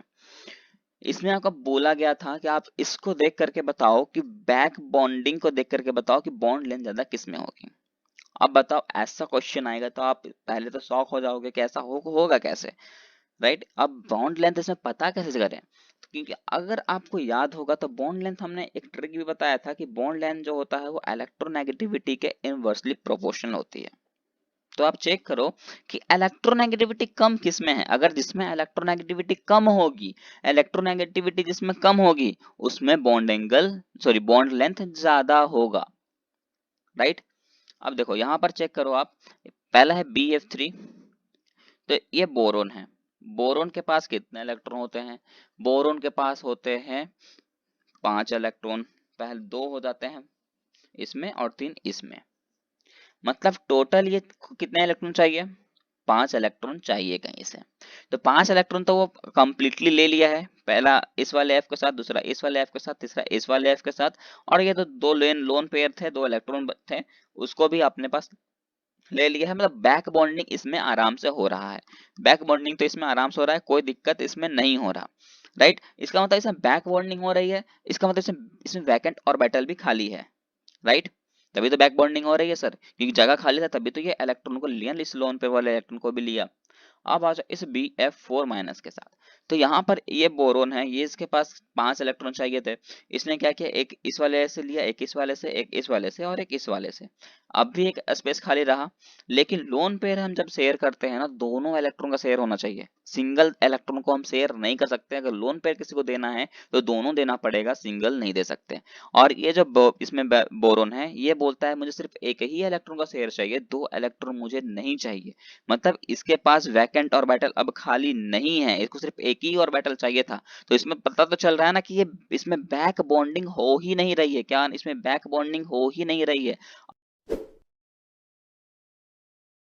अगर आपने ऑर्गेनिक थोड़ा सा भी पढ़ा है तो आपको ये चीज पता होगा कि अगर बॉन्ड बनाता है कोई भी एलिमेंट, इसका मतलब क्या होता है, शेयरिंग ऑफ इलेक्ट्रॉन, मतलब वो इलेक्ट्रॉन को शेयर कर रहा है, डोनेट नहीं कर दे रहा है, वो बस दे रहा है, शेयरिंग पे लगा रहा है ना, डोनेट नहीं करता है। और दूसरी बात ये पता होनी चाहिए कि जब ये दोनों इलेक्ट्रॉन का अगर शेयर करता है मत तो इसके कारण एक बॉन्ड बन जाता है, क्योंकि एक बॉन्ड का मतलब ही क्या होता है, 2 इलेक्ट्रॉन्स। तो ये जो बोरोन था ये इक्वली क्या था, सिंगल बॉन्डेड से अटैच था फ्लोरीन के साथ। लेकिन जैसे ही ये लोन पेयर को ले लेगा तो ये डबल बॉन्ड बना लेगा। और आपको याद होगा हमने कहा था सबसे पहले ही कि ये जो इलेक्ट्रोनेगेटिविटी होती है वो इनवर्सली प्रोपोर्शनल होता है बॉन्ड लेंथ के साथ। बॉन्ड लेंथ के साथ वो इनवर्सली प्रोपोर्शनल होता है। और हम सबको पता है कि बॉन्ड लेंथ जो होता है वो सिंगल, है ना, बॉन्ड लेंथ जो होता है वो सिंगल बॉन्ड का ज्यादा होता है। और हमने ये भी देखा है कि bond order is directly proportional to electronegativity. अब अगर ऑर्डर ज्यादा है मतलब क्या है, नंबर ऑफ बॉन्ड ज्यादा, इलेक्ट्रोनेगेटिविटी ज्यादा। और नंबर ऑफ बॉन्ड अगर ज्यादा तो बॉन्ड लेंथ कम। तो यहां तो ये पता चल जा रहा है कि ये BF3 जो है बैक बॉन्डिंग कर रहा है, लेकिन इसमें बॉन्ड लेंथ कम है। अब इसमें बॉन्ड लेंथ कम है तो सिंपल सी बात है, बॉन्ड लेंथ ज्यादा तो BF4 में होगा। अब कैसे होगा वो भी चेक कर लेते हैं। जैसे BF4 माइनस है, अब इसमें चेक करो, जब ये बोरोन है कितना इलेक्ट्रॉन चाहिए इसको, 5 इलेक्ट्रॉन चाहिए, एक इस फ्लोरीन से, एक इस फ्लोरीन, एक इस फ्लोरीन और एक इस वाले फ्लोरीन, बचा एक इलेक्ट्रॉन को जगह। अब इसके पास सिर्फ लोन पेयर बचा है, और अगर ये चाहे तो लोन पेयर को अगर दे दे तो लोन पेयर को देगा, इसका मतलब है इसको दोनों इलेक्ट्रॉनों को शेयरिंग करना पड़ेगा। ऐसा नहीं है कि एक ही इलेक्ट्रॉन को दे दे। इसका मतलब यहाँ पर वैकेंट ऑर्बिटल खाली है ही नहीं। ये वैकेंट ऑर्बिटल इसमें खाली नहीं है, इसमें सिर्फ एक ही इलेक्ट्रॉन चाहिए बोरोन को। लेकिन ये फ्लोरीन बोलता है कि मैं दूंगा तो दोनों इलेक्ट्रॉन दूंगा और डबल बॉन्डेड बनाऊंगा। और ये बोरोन कह रहा है कि नहीं, मेरे पास इतना जगह है ही नहीं, मतलब वैकेंट ऑर्बिटल है ही नहीं, तो बॉन्ड इसमें बैक बॉन्डिंग तो पॉसिबल है ही नहीं। तो जिसको पता होगा ना कि बैक बॉन्डिंग से पॉसिबल ही नहीं है, तो अगर बैक बॉन्डिंग ही नहीं हो सकती तो बॉन्ड लेंथ क्या चेक करना, राइट। तो क्वेश्चन आपको बस घुमा के पूछे जाते हैं नीट में, बस इतना कह रहा हूँ। बस आपको लॉजिक लगा के रखना है कि electronegativity is directly proportional to bond order, bond energy, ये सब था। Electronegativity is inversely proportional to atomic size, और atomic size is directly proportional to bond length and basic strength। ये हमने देखा है, राइट। और हमने कुछ तो ऐसा नहीं किया, सबको हम लिंक करते जा रहे हैं इलेक्ट्रोनेगेटिविटी के साथ ही, तो उसमें आपको कोई डाउट नहीं होना चाहिए। मैं तो बोल रहा हूँ, अगर आपको एक बार में समझना है ना तो लेक्चर को 2 से 3 बार देख लेना, आपको बिल्कुल भी कहीं कंफ्यूजन नहीं होगा, ये मेरा गारंटी है यार। अब देखो, आपको क्वेश्चन दिया जाता है, आप उसको बताना है कि बॉन्ड स्ट्रेंथ ज्यादा, बैक बॉन्डिंग स्ट्रेंथ ज्यादा किसकी होगी। अब देखो यहाँ पर क्या है, एक में है BF3, BCl3, BBr3 and BI3। सबके पास दो दो लोन पेयर प्रेजेंट है, सबके पास वैकेंट ऑर्बिटल खाली है। सबके पास वैकेंट ऑर्बिटल है, इसका मतलब सब में बैक बॉन्डिंग पॉसिबल है। अब सब में अगर बैक बॉन्डिंग पॉसिबल है तो पता कैसे करें कि बैक बॉन्डिंग की स्ट्रेंथ कितनी होगी, किसकी ज्यादा होगी। तो सिंपल सी बात है, इलेक्ट्रोनेगेटिविटी है ना। अब इलेक्ट्रोनेगेटिविटी चेक करो, बॉन्ड बॉन्डिंग स्ट्रेंथ चेक करना है। इसका मतलब स्ट्रेंथ का मतलब क्या है, एक तरह से एनर्जी चेक करना है, और bond energy is directly proportional to electronegativity. तो इलेक्ट्रोनेगेटिविटी लगाओ, आप देखो इसमें सबसे ज्यादा इलेक्ट्रोनेगेटिविटी किसकी है। आप देखो यहाँ क्या है, एक में फ्लोरीन है, दूसरे में क्लोरीन, फिर ब्रोमीन और आयोडीन। अब देखो, अगर आपको ये याद हो तो हमने इसमें के लिए बोला था ना, फालतू क्लोरीन बर्बाद आइसक्रीम, फालतू क्लोरीन बर्बाद आइसक्रीम, मतलब हम डाउन द ग्रुप आ रहे हैं, डाउन द ग्रुप आते हैं तो इलेक्ट्रोनेगेटिविटी डिक्रीजेस, इलेक्ट्रोनेगेटिविटी डिक्रीज होता है। इलेक्ट्रोनेगेटिविटी अगर घटता है तो सिंपल सी बात है, बॉन्डिंग स्ट्रेंथ भी उसकी कम होगी। तो फ्लोरीन का सबसे ज्यादा बैक बॉन्डिंग स्ट्रेंथ होगा, उसके बाद क्लोरीन का, उसके बाद हो जाएगा ब्रोमीन का, उसके बाद आयोडीन का, राइट। यहाँ तक कोई दिक्कत है क्या? यहाँ तक कोई दिक्कत नहीं होनी चाहिए। अब आते हैं हाइड्रोजन बॉन्डिंग, ये भी एक तरह से इंपॉर्टेंट है ना। अब आते हैं हाइड्रोजन बॉन्डिंग पे। हाइड्रोजन बॉन्डिंग पे आपको याद रखना है कि हाइड्रोजन जो है ना वो बॉन्डिंग किसके साथ होता है, हाइड्रोजन जो है वो बॉन्ड किसके साथ बनाना पसंद करता है, हाइड्रोजन जो है वो बॉन्ड बनाना पसंद करता है फोन के साथ। किसके साथ? फोन के साथ। FON वाला फोन नहीं, फोन के साथ बॉन्डिंग हम इंसान बनाते हैं, ये एटम्स नहीं, राइट। अब देखो इसका एग्जाम्पल, जैसे कि CH है और FH है, तो आप बोलोगे ये जो FH है ये तो बोल देंगे हम कि ये हाइड्रोजन बॉन्डिंग करेगा, लेकिन अगर CH है तो हम बोलेंगे कि ये हाइड्रोजन बॉन्डिंग नहीं कर रहा है, राइट। और ऐसे ही क्वेश्चन आते हैं, बहुत सिंपल सिंपल क्वेश्चन आते हैं, है ना। अब बात करते हैं कि ये जो हाइड्रोजन बॉन्डिंग है ना, ये दो टाइप्स के होते हैं, पहला होता है इंटरमोलिकुलर और दूसरा होता है इंट्रामोलिकुलर। अब दोनों में क्या डिफरेंस है वो देखते हैं अपन। अब इंटरमोलिक्यूलर का मतलब क्या है? इंटरमोलिक्यूलर का बिटवीन द मॉलिक्यूल्स, मतलब कि बीच दो मॉलिक्यूल्स के बीच में, मतलब दो सेम मॉलिक्यूल्स रहेंगे। इंटर का मतलब क्या होता है? इंटर का मतलब ही होता है डिफरेंट। कोई मैच खेल रहे हैं, जैसे मान लो इंडिया और पाकिस्तान का मैच हो, इंडिया ऑस्ट्रेलिया का मैच हो, तो हम क्या कहते हैं? हम इंटरनेशनल मैच देख रहे हैं, मतलब दो डिफरेंट डिफरेंट बीच के नेशन में होने वाला मैच को ही कहते हैं इंटरनेशनल मैच। तो इंटर का मतलब क्या समझ आता है? डिफरेंट, मतलब दो अलग अलग अगर मॉलिक्यूल्स हैं और दो अलग अलग मॉलिक्यूल्स के बीच में अगर बॉन्डिंग हो रही हो तो हम कहेंगे इंटरमॉलिक्यूलर हाइड्रोजन बॉन्डिंग। और बात करें इंट्रामॉलिक्यूलर की, तो मतलब कि दोनों अगर सेम, दो मॉलिक्यूल हो और दोनों अगर सेम हो और उसके साथ अगर बॉन्डिंग हो रही है तो उसको कहेंगे इंट्रामोलिक्यूलर बॉन्डिंग। अब इसका एग्जांपल देते हैं, एग्जांपल देख लो यहाँ पर। एग्जांपल है इंटरमोलिक्यूलर का, यहाँ HF है, फिर HF है, फिर HF है। तो यहाँ पर देखो ये हाइड्रोजन किसके साथ पहले बॉन्ड बना रहा है, यहाँ पर हाइड्रोजन जो है वो बॉन्ड बना रहा है सबसे पहले फ्लोरीन के साथ। फ्लोरीन के साथ बनाने के बाद किससे बना रहा है? उसके बाद फिर से हाइड्रोजन के साथ बना रहा है, फिर हाइड्रोजन फ्लोरीन है, फिर हाइड्रोजन फ्लोरीन है। तो देखो यहाँ पर क्या हो रहा है, एक बार डेल्टा पॉजिटिव, एक बार डेल्टा नेगेटिव, एक बार डेल्टा पॉजिटिव, एक बार डेल्टा नेगेटिव, एक बार डेल्टा पॉजिटिव, दूसरी बार डेल्टा नेगेटिव। तो मतलब डिफरेंट डिफरेंट मॉलिक्यूल हो रहे हैं, राइट। और उसके बीच में पॉसिबल है तो हम बोलेंगे ये एक एग्जांपल है इंटरमॉलिक्यूलर हाइड्रोजन बॉन्डिंग का। उसके बाद क्या है? इंट्रामोलिकुलर की बात करो। इंट्रामोलिकुलर का मतलब क्या है? दोनों सेम होने चाहिए। अब देखो जैसे कि एक बेंजीन रिंग बनी हुई है, यहाँ पर ये ऑक्सीजन प्रेजेंट है और उस ऑक्सीजन के साथ हाइड्रोजन अटैच है, मतलब यहाँ पर हाइड्रोजन बॉन्डिंग पॉसिबल है। दूसरी बात, यहाँ पर एक और यहाँ पर से बॉन्ड निकला हुआ है और उससे कार्बन अटैच है, कार्बन से फिर ऑक्सीजन अटैच है और इसी कार्बन के साथ हाइड्रोजन भी अटैच है। तो अब देखो यहाँ पर ये जो है, यहाँ पर ऑक्सीजन है, यहाँ पर ये हाइड्रोजन है। दोनों में से ज्यादा इलेक्ट्रोनेगेटिविटी कौन है? ऑक्सीजन है।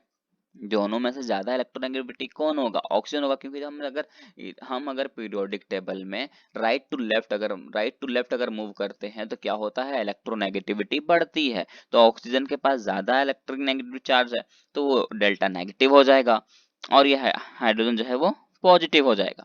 उसी तरह यहाँ कार्बन और ऑक्सीजन में देख लो, कार्बन और ऑक्सीजन में अगर चेक करोगे तो कार्बन जो होगा वो पॉजिटिव चार्ज को लेके चलेगा और ये जो ऑक्सीजन है वो डेल्टा नेगेटिव हो जाएगा, राइट। तो यहाँ पर ये जो ऑक्सीजन है वो किससे अटैच है? हाइड्रोजन के साथ। और यहाँ पर ये भी ऑक्सीजन किसके साथ अटैच है?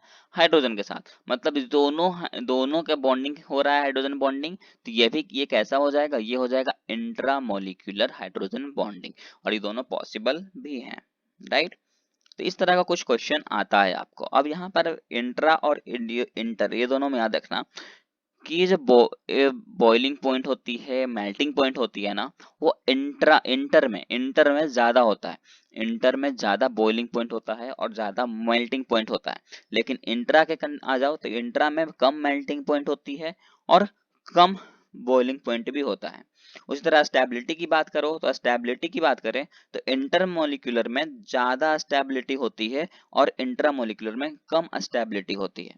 सरफेस टेंशन की बात करो तो वो सरफेस टेंशन जो होता है वो इंटर में भी ज्यादा होता है और इंट्रा में भी ज्यादा होता है।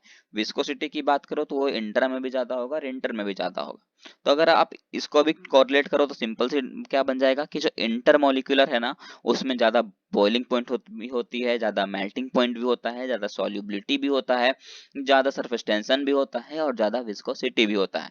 और जो इंट्रामोलिकुलर होते हैं ना, उसमें कम बॉइलिंग पॉइंट होता है, कम मेल्टिंग पॉइंट होता है और वो कम स्टेबिलिटी होती है, मतलब कम स्टेबल होता है, लेकिन सरफेस टेंशन ज़्यादा होगा और विस्कोसिटी ज़्यादा होता है। क्लियर है? अब आते हैं थर्मल स्टेबिलिटी पे। थर्मल स्टेबिलिटी में हमें दो चीज पढ़ना है, एक पढ़ना है पारामैग्नेटिक, दूसरा पढ़ना है डायमैग्नेटिक। पारामैग्नेटिक क्या है और डायमैग्नेटिक क्या है वो बताता हूँ। देखो, अगर तो मान लो कि दो एलिमेंट है अपने पास, एक एक्स है दूसरा वाई है ना। अगर मान लो ये जो एक्स एलिमेंट है हमने उसका क्या किया, इलेक्ट्रॉनिक सम किया, या तो ये डायरेक्टली बोल लो कि हमने उसका एटॉमिक नंबर चेक कर लिया। एटॉमिक नंबर मैं इसलिए नहीं कह रहा हूँ क्योंकि आप कंफ्यूज हो जाते हैं, इसलिए मैं डायरेक्टली कह रहा हूँ कि हमने इलेक्ट्रॉनिक सम किया। अगर आप किसी एलिमेंट का अगर इलेक्ट्रॉनिक सम करते हो और अगर उसका इलेक्ट्रॉनिक सम अगर ऑड में आता है, दैट इज कॉल्ड पारामैग्नेटिक। जैसे कि मान लो 15 आ गया, 17 आ गया, ये क्या है, पारामैग्नेटिक आ गया। अगर हम मान लो कोई ये दूसरा एलिमेंट है और उसका एटॉमिक हमने उसका इलेक्ट्रॉनिक सम किया और इलेक्ट्रॉनिक सम करने के बाद देखा हमने कि उसका जो इलेक्ट्रॉनिक सम है वो 2 आ रहा है, 4 आ रहा है, मतलब इवन नंबर पे अगर आता है तो हम बोलेंगे उसको डाई मैग्नेटिक। क्या कहेंगे उसको, डाई मैग्नेटिक। अब देखो यहाँ पर आपको समझना है कैसे, कि मान लो हमने लिखा H2। H2 का मतलब क्या है, इसके अंदर कितने इलेक्ट्रॉन होंगे, 2 इलेक्ट्रॉन होंगे, तो ये कैसा हो जाएगा, डाई मैग्नेटिक हो जाएगा। मान लो हमने लिखा N2, तो N में नाइट्रोजन में कितना नाइट्रोजन का एटॉमिक नंबर कितना होता है, 7 होता है। इसमें इलेक्ट्रॉन कितना होगा, 7 होगा। N2 है मतलब कि इसमें टोटल इलेक्ट्रॉन कितना हो जाएंगे, 14 हो जाएंगे। और 14 क्या हो जाएगा, डाई मैग्नेटिक हो जाएगा, राइट। लेकिन यहाँ पर एक मजे की बात ये बताना है मेरे को, यहाँ पर एक एक्सेप्शन आता है। क्या आता है, एक एक्सेप्शन आता है। अब वो एक्सेप्शन क्या है, देखो इनऑर्गेनिक पढ़ रहे हो तो एक्सेप्शन तो आना आम बात है। वो एक्सेप्शन ये है कि अगर, है ना, अगर 10 आ जाए, कि अगर मान लो हमने किसी का इलेक्ट्रॉनिक सम किया और 10 आ जाए या 16 आ जाए, तो ये तो हो क्या है, क्या ये तो है इवन नंबर, राइट। ये 10 और 16 है क्या, ये इवन नंबर है। लेकिन ये इवन नंबर होने के बाद भी ये क्या कहलाते हैं, पारामैग्नेटिक कहलाते हैं। इसको तो कहना चाहिए था डाईमैग्नेटिक, पर ये डाईमैग्नेटिक ना कहला के पारामैग्नेटिक कहलाते हैं। क्लियर है? अब बोलोगे सर कोई एग्जांपल दो, ऐसा कैसे समझ जाए। देखो, O2 मान लो, O2 ऑक्सीजन का एटॉमिक नंबर कितना है, 8 होता है। O2 है मतलब 16 हो जाएगा। टोटल इलेक्ट्रॉन कितना होंगे, 16 होंगे। अब 16 इलेक्ट्रॉन है, होना तो चाहिए था डाई मैग्नेटिक, पर एक्सेप्शन क्या कहता है, ये डाई मैग्नेटिक नहीं होगा, ये क्या हो जाएगा, पारामैग्नेटिक, राइट। अब एक और एक्सेप्शन लेते हैं। अब अगर हम ले लें H2 प्लस, क्या ले लें, H2 प्लस। अब बोलोगे सर H2 प्लस है मतलब इसके पास 2 इलेक्ट्रॉन ऐसे हो गया, और प्लस है तो एक इलेक्ट्रॉन और आ गया होगा। ऐसा होता है क्या, नहीं। प्लस है इसका मतलब एक इलेक्ट्रॉन क्या है, चला गया है। मतलब टोटल इलेक्ट्रॉन कितना होंगे, एक होंगे। और ये क्या हो जाएगा, पारामैग्नेटिक कहलाएगा। तो इसमें आप ये सब ध्यान रखना कि कब पॉजिटिव है कब नेगेटिव है। पॉजिटिव है तो एक इलेक्ट्रॉन निकल चुका है, और नेगेटिव है तो एक इलेक्ट्रॉन उसमें ऐड हुआ है। तो ये चीज आपको याद होना चाहिए, है कि, है ना। मान लो Mg+2 लिख दिया मैंने, Mg+2 लिख दिया मैंने। अब Mg+2 का मतलब क्या है, यहाँ पर टोटल इलेक्ट्रॉन कितने हो जाएंगे, टोटल इलेक्ट्रॉन कितने होंगे, 10। कहना चाहिए था डाईमैग्नेटिक, पर ये हो जाएगा क्या, पारामैग्नेटिक। लेकिन सिर्फ मैंने अगर Mg लिखा तो इसमें टोटल इलेक्ट्रॉन कितने होंगे, 12 हो जाएंगे, और इसमें कोई एक्सेप्शन नहीं लगेगा, ये डायरेक्टली हो जाएगा डाईमैग्नेटिक। तो बस एक्सेप्शन याद रखो कि 10 और 16 में एक एक्सेप्शन लगता है, और कहीं कोई एक्सेप्शन नहीं है। क्लियर है? तो अब आते हैं कि किसी भी एलिमेंट का अगर फॉर्मल चार्ज हमें निकालने बोले तो हम कैसे निकालेंगे। देखो, एक क्वेश्चन है, इसके थ्रू हम समझ जाएंगे कि कैसे अपन निकालते हैं। ये क्वेश्चन में देखो, सबसे पहले अपन निकालते हैं कार्बन का फॉर्मल चार्ज। देखो, कार्बन का अगर फॉर्मल चार्ज निकालना है तो क्या करना है, सबसे पहले किसी भी एलिमेंट का फॉर्मल चार्ज निकालते हैं तो उसके आउटर मोस्ट में कितने इलेक्ट्रॉन होते हैं ये आपको पता होना चाहिए। जैसे कि कार्बन है, 2 और 4, मतलब आउटर मोस्ट में कितने इलेक्ट्रॉन होते हैं, 4 इलेक्ट्रॉन होते हैं। तो इसको क्या करना है, 4 लिख लो आप। उस फिर देखो कि ये कार्बन जो है कितने बॉन्ड से कवर्ड है, या फिर ये बोलो कि कितने इलेक्ट्रॉन का शेयर किया है। तो देखो यहाँ पर ये एक इलेक्ट्रॉन, ये दूसरा इलेक्ट्रॉन, तीसरा इलेक्ट्रॉन, चौथा इलेक्ट्रॉन। तो आप बोलोगे चार इलेक्ट्रॉन के साथ ये शेयरिंग रखा है और चार बॉन्ड बनाया। सिंपल सी बात है, बॉन्ड का मतलब भी क्या होता है, शेयरिंग ऑफ इलेक्ट्रॉन। एक इलेक्ट्रॉन ये कार्बन शेयर किया है तो दूसरा इलेक्ट्रॉन ऑक्सीजन शेयरिंग किया होगा, है ना, जिसमें कि एक इलेक्ट्रॉन कार्बन का और एक इलेक्ट्रॉन ऑक्सीजन का है। तो हमें चेक करना है सिर्फ कार्बन का ऑक्सीजन, कार्बन का इलेक्ट्रॉन को चेक करना है। तो यहाँ चार इलेक्ट्रॉन है, तो 4 माइनस 4 करेंगे तो रिजल्ट क्या आएगा, 0। तो यही हो गया इसका फॉर्मल चार्ज। अब मान लो हमें पूछ दे ऑक्सीजन का फॉर्मल चार्ज निकालो इसी क्वेश्चन में, तो क्या निकाल कैसे करना है, सबसे पहले तो इस एलिमेंट का क्या देखो, लास्ट ऑर्बिटल में कितने इलेक्ट्रॉन है वो देखो। तो कितने इलेक्ट्रॉन दिखेंगे हमें, 6 इलेक्ट्रॉन दिखेंगे। अब 6, अब ये देखो ये जो ऑक्सीजन है वो कितने इलेक्ट्रॉन से कवर्ड है, कितने इलेक्ट्रॉन शेयरिंग करता है। देखो यहाँ पर ये यहाँ 2 इलेक्ट्रॉन दिख रहा होगा, ये 2 ऊपर लोन पेयर में है, इधर 2 लोन पेयर इधर है।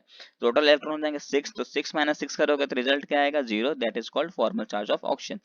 उस वाले में देख लिया हमने कि कितने कार्बन है कितने ऑक्सीजन का फ्लोर फॉर्मल चार्ज था वो कंप्लीट कर लिया।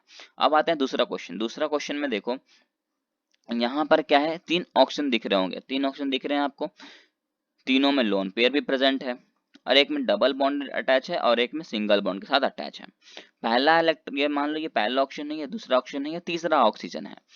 अब बोल दूं मैं पहला ऑक्सीजन का फॉर्मल चार्ज निकालो, तो कैसे निकालोगे, सबसे पहले तो उसका और देखो कि ऑक्सीजन में कितने इलेक्ट्रॉन रहते हैं सेकेंड ऑर्बिटल पे, तो 6 इलेक्ट्रॉन रहते हैं। अब 6 इलेक्ट्रॉन है, 6 माइनस करना है किसके साथ, जितना इलेक्ट्रॉन से वो शेयरिंग रखा होगा। 2 इधर लोन पेयर, 2 इधर लोन पेयर, 4 हो गए और 2 इलेक्ट्रॉन के साथ शेयरिंग इधर बनाया है, तो टोटल कितने हो गए 6। तो 6 माइनस 6 करेंगे तो 0, ये हो जाएगा वन फर्स्ट वाले ऑक्सीजन का फॉर्मल चार्ज। अब सेकंड वाले ऑक्सीजन का फॉर्मल चार्ज निकालना तो क्या करेंगे, सेम प्रोसेस, 6 माइनस क्या करना है, इधर 2 इलेक्ट्रॉन के साथ शेयरिंग रखा है, इधर 2 वाले इलेक्ट्रॉन के साथ शेयरिंग रखा है, इधर 1 इलेक्ट्रॉन के साथ, टोटल मान कितना करोगे 5। 6 माइनस 5 का हो जाएगा +1 आएगा। अब बात करते हैं थर्ड वाले के लिए। तो थर्ड वाले के लिए अपन को क्या करना है, उसी तरह 6 लिखना है, माइनस करना है कितने जितने इलेक्ट्रॉन के साथ वो शेयरिंग रखा होगा। अब देखो यहाँ पर ये कितने इलेक्ट्रॉन के साथ शेयरिंग रखा है, देखो यहाँ पर 2 इलेक्ट्रॉन ये लोन पेयर वाला है ना, 2 इलेक्ट्रॉन ये लोन पेयर वाला, 2 इलेक्ट्रॉन ये लोन पेयर वाला, 1 इलेक्ट्रॉन तो आएगा इधर से लोन पेयर और 2 इलेक्ट्रॉन ये, मतलब 7 वो हो गया। तो 6 माइनस 7 करेंगे तो टोटल कितना -1 आएगा रिजल्ट, और यही हमारा आएगा फॉर्मल चार्ज।